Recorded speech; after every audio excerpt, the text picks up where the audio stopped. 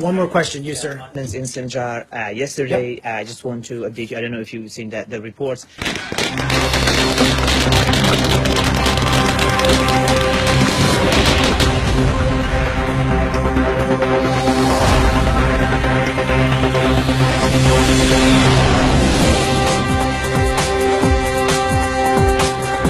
There was a demonstration by civilians in Sinjar area, and there was shooting by the Kurdish forces that belonging to KRG. One civilian was killed, she was a sex slave survival from ISIS. She was a teenager, and then 15 people were injured as a result of the clash between the KRG affiliated forces and the civilian in Sinjar. And also, these Kurdish forces, some of them have been trained by you, and also they are in possess of the U.S. weapons. Are you concerned that these weapons being used against Yazidis themselves that you claim to Well, we're support? concerned in general about the situation around Sinjar, around Western Nineveh.